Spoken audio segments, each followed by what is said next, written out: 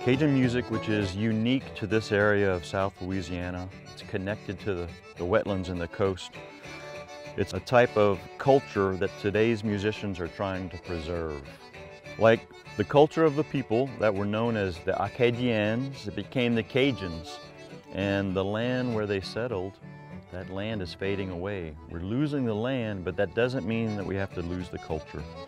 And so musicians, as well as academics, the people of the bayou are trying to preserve that. Although we might lose some of the wetlands, we don't want to lose that culture. I live in this area, I work in this area. The beauty of this estuary enriches my life. But even though it's beautiful, there's some impairments. And once you know what to look for, you can see that it's changing. It's not healthy in all the places that it should be. And so even though I can't fix it, I'd like to be part of the solution. Me and several of my colleagues have made the decision to do what we can to be part of the restoration of this estuary. For starters, I teach my classes the connection between their own physiology and the physiology of this ecosystem, and the relevance and the uniqueness of this estuary.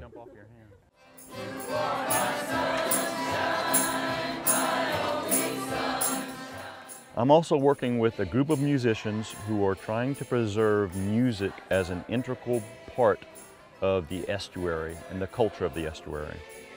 I've joined neighbors and colleagues in the work that's being done by the Barataria-Terrebonne National Estuary Program. We call it BITNEP. It's got a management conference.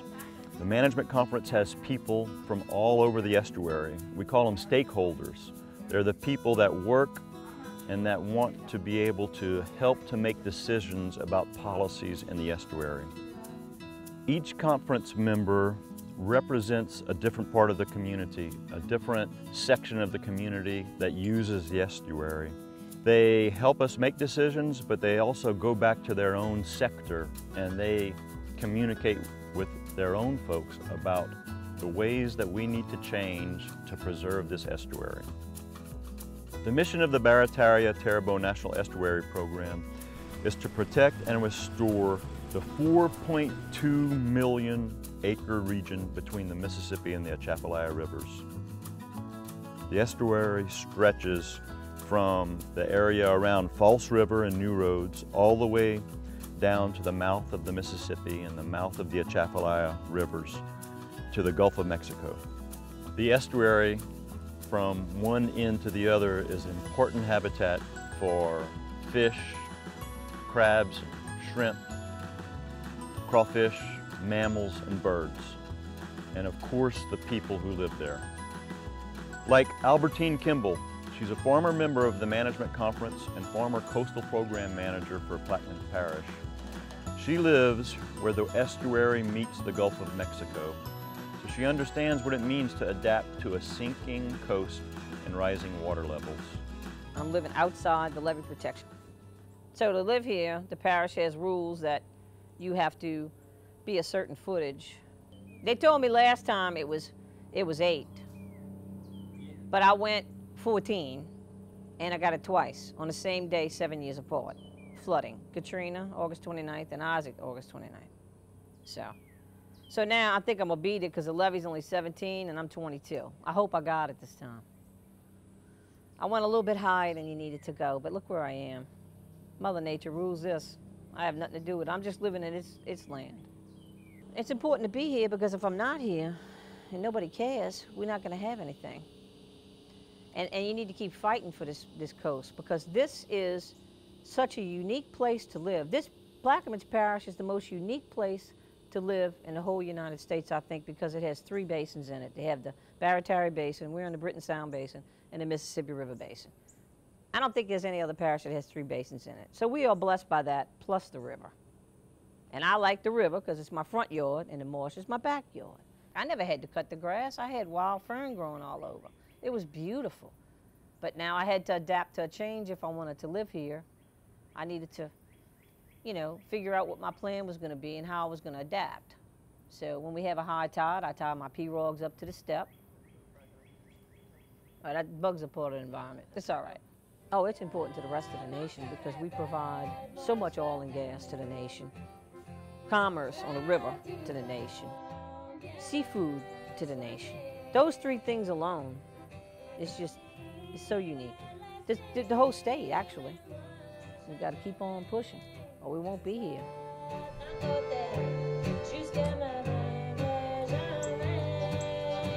Going around the table, we see a couple of friends who are working to save their communities. I think growing up in South Louisiana, we have a huge tie to our families. I know when we were growing up, every summer we'd go on a camping trip on Fouchon Beach right before school started. And it was amazing every year that you'd see going over the Leeville Bridge, more and more water, less and less land. I think that's what's driven our passion.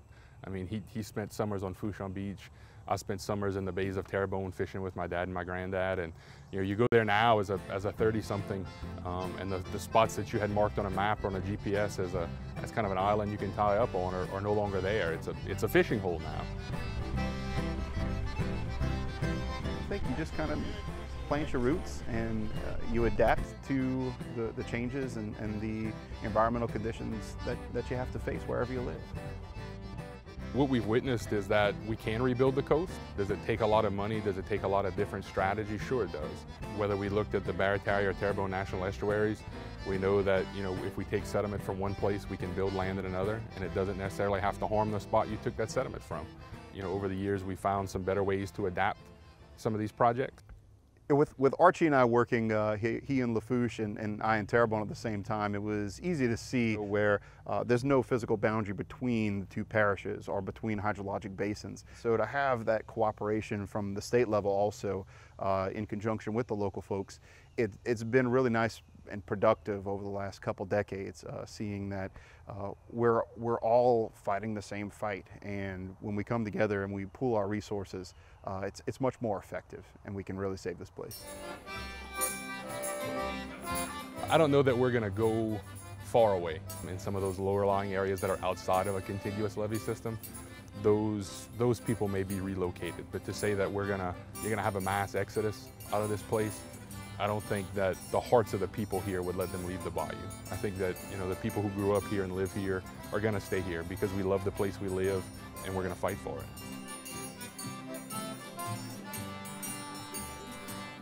My ancestry tells me that 7 out of my 8 great-great-grandparents came from Cheniere Caminada. I think preserving this culture and this history and the people and their communities that they work so hard to build as long as we can and as strong as we can is crucially important.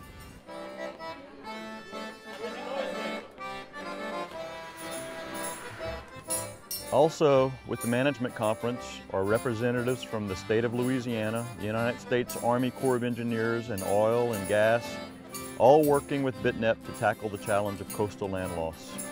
None of us have been alive long enough to understand if this is a permanent change or a cyclical change. Either way, we have to adapt to it, right? If the ice caps are melting, we have some technology to help protect low-lying communities. Let's build levees or let's build seawalls. There's a seawall right outside the door and there's levees all around us. So if sea level rises like they're predicting with no polar ice caps, we're going to have 6 more feet of water right here. This community might become inundated, but once again, we have the ability to help protect it as much as we can, so I think we should do it. We're sinking, sea levels are rising, our land is eroding, and it's affecting our economy, our culture, everything that relies on that landscape. And so, you know, we really kind of started to recognize this probably in the mid-70s or so. And so for the last 30 or 40 years, there have been efforts in place to try to help restore our coast, and recognizing that the problem is such a big issue. That's really why you see a lot of innovation, and I think you see Louisiana leading the way in dealing with some of these issues.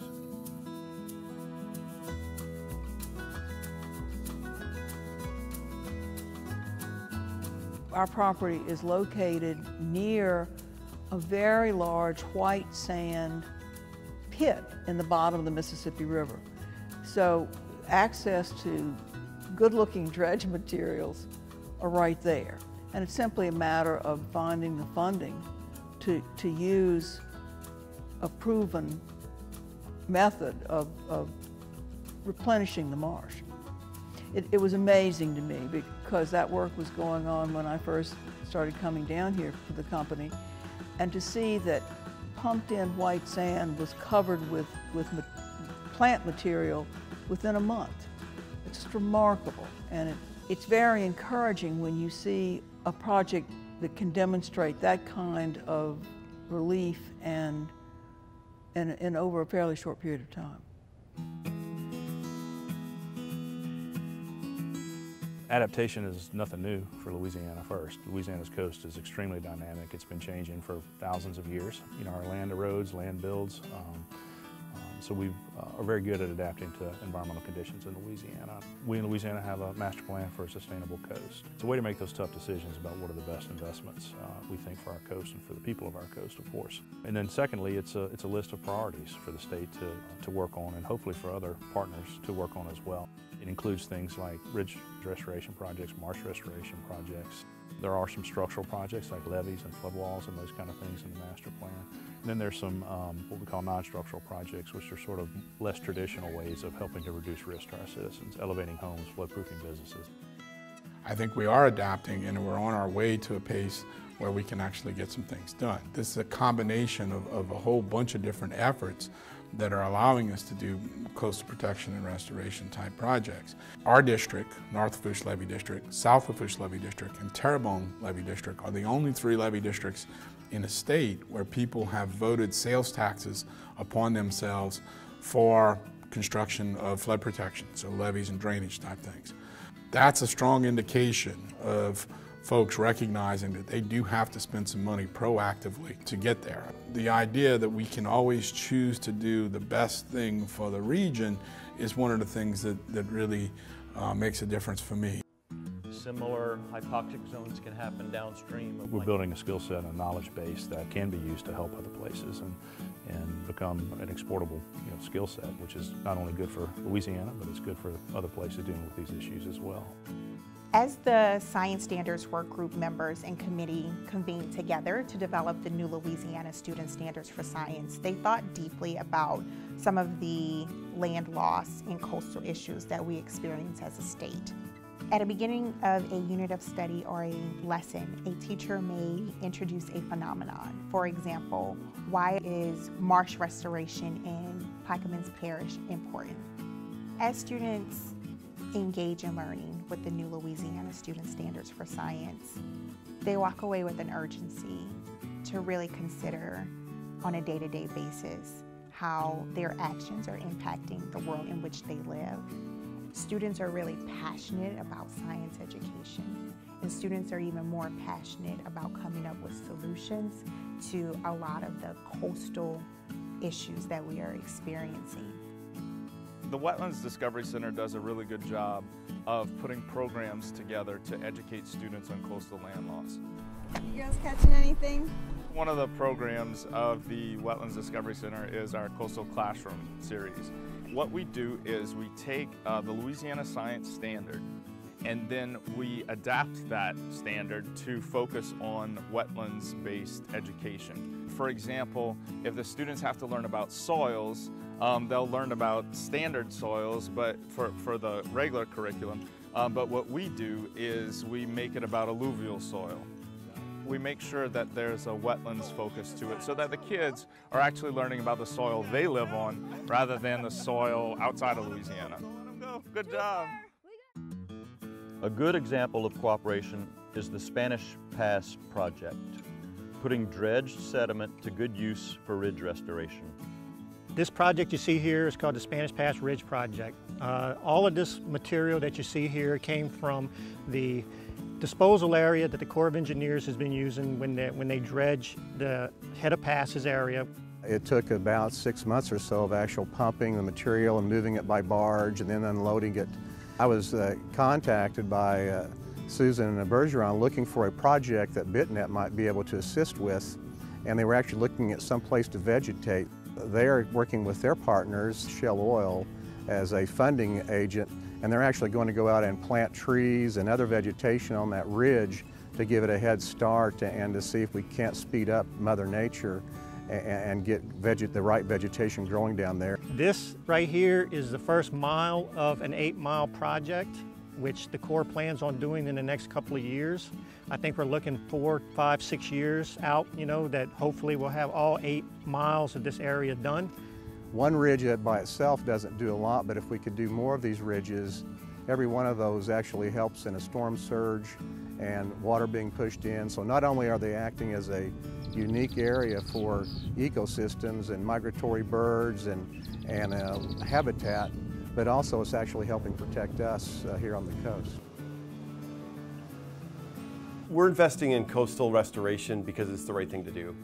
Shell's operated successfully in the state of Louisiana for over 100 years. All of our lines of business are represented here. We have 4,200 staff across the entire state.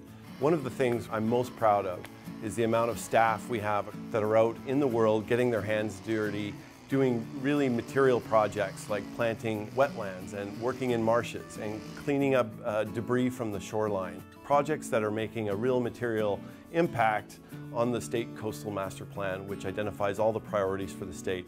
So we recognize it's a challenge and it's a problem for coastal Louisiana, but also the nation. And so we want to be a part of finding the solutions to that.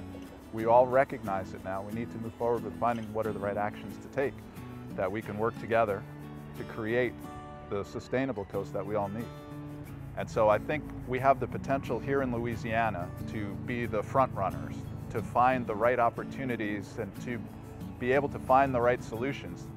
That'll be great for Louisiana, great for the nation, but also something that's exportable, something that we can continue to do in other parts of the world, because this is a significant challenge for the world. This is not just a Louisiana problem, it's indeed a national problem. I fell in love with Port Fourchon over 10 years ago when I was actually the public involvement coordinator for BITNEP, for the Barataria-Terrebonne National Estuary Program. At that point in time, that was 2005, 6, 7, and the port was just undertaking the beginning of the expansion. What was going on then was, the port was having to construct wetlands to mitigate for its footprint, but also was going above and beyond that requirement and partnered with BITNEP to craft this maritime forest ridge. And so that maritime forest ridge is a 120-acre plus complex now that it's settled down to its final height. So the ridge protected the port's infrastructure from Katrina's storm surge. The marsh thatch that was Katrina debris from all the marsh that got chewed up and got stuck on the north side of the ridge, we actually stacked it on top and used it basically as a mulch. And so it really did help to kind of jumpstart what was going on. And so again, that's that adaptation to the environment and to those challenges. From the time that I left in 2007 to the next time that I had the opportunity to come out to the ridge was 8 years had passed. And in those 8 years, not only had the vegetation on the ridge started to take off and flourish, but the port had built an additional 400 acres of marsh in front of the ridge. You had to walk nearly a mile from the boat to the ridge. And now, from 8 years before, when nothing was growing and we were killing ourselves and trying so hard to get things to be successful, to this point in time, when you can hear these birds, you can see trees that are 15, 20 feet tall, the vegetation is so thick you can barely walk through it, was probably the most professionally gratifying moment of my entire career. If I was a girlier girl, I would have cried like a baby, because it was such an amazing experience and such a great accomplishment. We are probably the best example of the value proposition for the nation of restoring coastal Louisiana in a meaningful way. 20% of the nation's oil and gas passes right here through Port Fourchon. We are currently servicing 100% of the exploration and production in the U.S. Gulf of Mexico. Louisiana is critical to the nation. 50% of the nation's refining capacity is connected to the Loop pipeline, which also passes right here through the port and specifically through the wetlands between the Gulf and Galliano. And so everything that we can do lowers the risk to the nation of something that's going to disrupt our economy, our culture, and our way of life. BITNEP has absolutely fostered some of the most important conversations around the science. Things like the Maritime Forest Ridge are science in action. They are applied science in a way that nobody else was doing. And it wasn't a think tank, it wasn't a science project, it was a real public-private partnership. We enlisted, Shell was a contributing sponsor to the Ridge in a cash way. They've been here in an in-kind way, in a big deal. They've brought hundreds of volunteers over the years, all throughout this marsh complex. And so BitNet has fostered some of the best relationships to get the job done. So the thing that's always set the estuary program apart is that it has brought everybody together. And so when there wasn't money, the estuary program was this place to build these relationships between all of these industries and partners and unique interests together towards this one goal of preserving, protecting, and restoring the Barataria-Terrebonne estuaries. No one else has that unique blend, and no one else is serving that function at the level that BitNet is serving that function. Like the musicians dedicated to preserving a unique cultural art form, the Barataria-Terrebonne National Estuary Program, with its management conference partners and its outreach to the community at large, is dedicated to discovering, implementing, and sharing the science that can lead to sustainable living in a dynamic yet fragile, threatened environment.